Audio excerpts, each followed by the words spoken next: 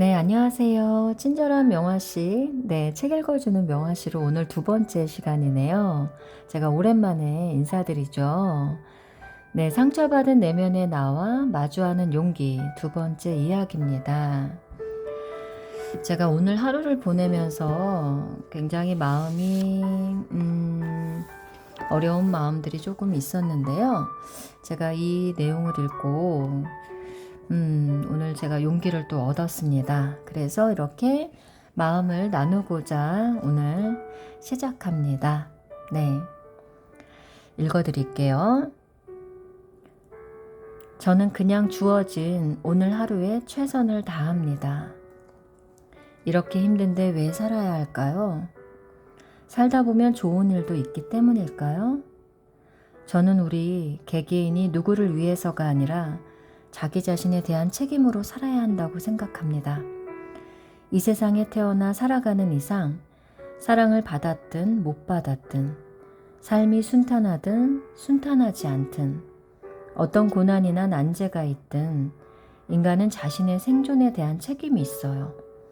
그래서 저도 저에 대한 책임으로 오늘을 삽니다. 주어진 오늘 하루를 나름대로 최선을 다하면서 살아요. 최선. 앞에서 언급했지만 참 부담스러운 단어죠. 제가 말씀드리려는 오늘 하루의 최선은 앞서 말씀드린 것과 조금 다릅니다. 만약 오늘 너무 힘들어서 하루를 쉬었어요. 그러면 그것이 오늘 하루의 최선이에요. 이렇게 바쁜데 오늘 하루를 날려버렸네 흑흑 할 필요가 없습니다. 오늘 뭔가 했어야 하지만 몸이나 마음이 힘들기 때문에 힘들었기에 나에게 쉼이 필요했죠. 그러면 그래 오늘은 됐어. 오늘 충분히 쉬는 것이 내게 도움이 될 거야 라고 말하며 쉬는 것이 오늘 하루의 최선입니다. 생산성 있게 뭘 만들어내고 이루고 빽빽한 스케줄을 소화하는 것만이 오늘 하루의 최선을 다한 것이 아니에요. 어제와 오늘 그리고 1년 후 오늘 모두 똑같은 날들입니다. 늘 아침에는 해가 뜨고 저녁이 되면 해가 집니다. 의미는 인간이 부여하는 거예요. 동이 떠서 밤에 잠이 들 때까지 나름대로 내가 나에게 도움이 되게 살았다면 그게 오늘의 최선입니다. 아이의 성적이 떨어졌어요. 아이가 10년 후에 대학을 못 가면 어쩌나 미리 걱정하지 마세요. 엄청나게 심각한 문제가 아닙니다. 성적이 전보다 떨어졌으면 오늘 시험이 좀 어려웠어?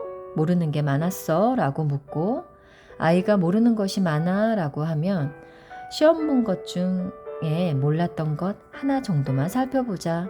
알고 넘어가야지 하는 것이 오늘 하루의 최선입니다. 돈을 모아야 되는데 하는 걱정이 있어요. 그러면 오늘 하루 좀 덜 쓰면 됩니다. 물도 들고 나가서 마시고 외식 대신 밥을 해 먹으면 돼요. 그러면 돈을 모아야 된다는 나의 걱정에 오늘 하루에 최선을 다한 거예요. 그런데 다음날 친한 친구를 만났어요. 그 친구랑 밥도 먹고 차도 마셨습니다. 그건 역시 오늘 하루의 최선입니다. 오늘은 돈보다 더 큰 행복을 느꼈기 때문이죠. 오늘 열심히 일하지 않아서 후회합니다. 그것도 오늘 하루의 최선입니다. 그 후회를 느끼고 그러면 다음에는 오늘처럼 마음이 힘들지 않게 해보자 하면 되니까요. 후회해도 괜찮아요. 그것으로 자신을 비하하고 비난하고 괴로워하지 마세요. 그럴 것까지는 없습니다.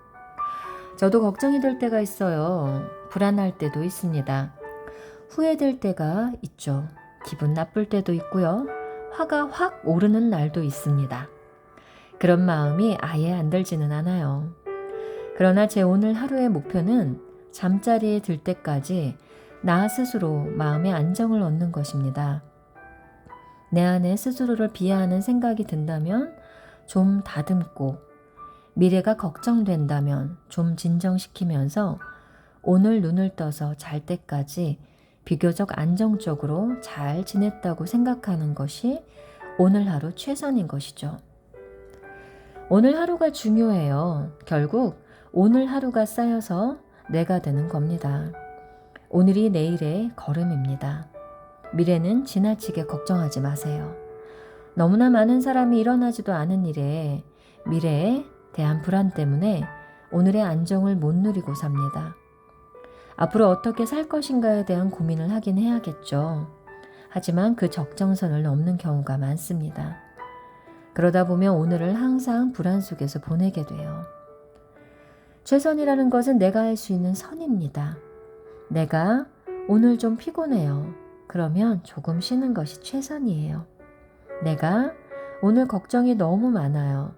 그러면 내가 뭘 걱정하지를 좀 생각해 보면서 마음을 진정시키는 것이 최선입니다. 내가 오늘 기분이 너무 안 좋으면 오늘은 사람을 덜 만나야겠다 하면서 하루를 그럭저럭 넘기는 것이 최선이지요. 내가 오늘 너무 날카로우면 잘못하면 오해를 사니까 말을 좀 줄여야지 하는 것이 최선입니다. 나는 회사를 다니지만 크게 인정받을 만큼 큰일을 하고 있지는 않아요. 그런데 이게 내 일터라면 오늘 하루도 내 자리에서 최선을 다하면 됩니다. 만약 내가 장애아를 키우는 엄마예요. 오늘도 여전히 아이와 한마디도 못 나누고 있습니다. 하지만 내가 잘할 수 있는 선에서 아이와 눈을 맞추고 웃음을 지었다면 오늘 하루를 잘 산 거예요. 순간순간 아이가 나중에 커서도 말을 못하면 어쩌나 하는 걱정이 들 수 있습니다. 잠시는 해도 돼요. 그러나 길게는 하지 마세요. 지나치면 인생에서 내가 행복하게 혹은 편안하게 기억할 수 있는 하루를 놓치게 됩니다. 2008년 어느 토요일 건강검진을 받았어요. 검사하는 후배가 담낭에 악성 종양이 있는 것 같다고 했습니다. 그래서 월요일 아침 일찍 정밀 검사를 받으러 갔어요. 악성 종양일 가능성도 크다고 하더군요. 열어봐야 알겠지만 담낭암일 가능성이 93%라고 했습니다. 대장암까지 발견된 상태라 담낭암이면 오래 못 살 수도 있다고 했어요. 결과를 듣고 저는 제 병원으로 돌아와서 진료를 받습니다. 진료를 보는 동안 담낭암에 대한 생각은 별로 안 났습니다. 그냥 평소 하듯이 진료를 받어요. 지금 생각해보면 그걸 담대하다고 해야 할지 좀 문제가 있다고 해야 할지 잘 모르겠어요. 그런데 제가 오늘 하루를 사는 방식입니다. 제가 수술을 해서 누워있는 상황도 아니고 예약된 환자들이 있으니 출근을 했죠. 예약된 환자 중에는 지방에서 하루 월차를 내면서 온 사람도 있고 정말 절실한 마음으로 저를 찾은 부모님도 있어요. 지금 저의 고민은 당장 해결될 일도 아니기에 이 사람들을 만나 이 순간에 제가 맡은 역할에 최선을 다하는 것이 중요하다고 생각했어요. 진료를 다 끝내고 집에 가서야 진짜 얼마 못 살면 어쩌지 하는 걱정이 들긴 했습니다. 그러고 나서 화요일도 멀쩡히 출근해서 진료를 봤어요. 진료를 보고 있는데 전화가 왔습니다. 제가 수요일에 수술하기로 했거든요. 수술 준비를 해야 하니 오늘 6시까지 와야 한다며 빨리 입원하라고 했습니다. 시계를 봤더니 그때가 오후 4시 반이었어요. 알았다고 하고 부랴부랴 정리하고 입원했어요. 그러면서 나도 참 희귀한 동물이다 라는 생각을 했습니다. 다행히 수술을 해보니 7%의 가능성으로 담낭암은 아니었어요. 대장암은 맞았지만 초기여서 그나마 간단하게 끝났습니다. 사실 수술을 받은 수요일 그 다음 날은 무료 강연이 잡혀있던 날이었어요. 많은 부모가 오기로 되어 있었습니다.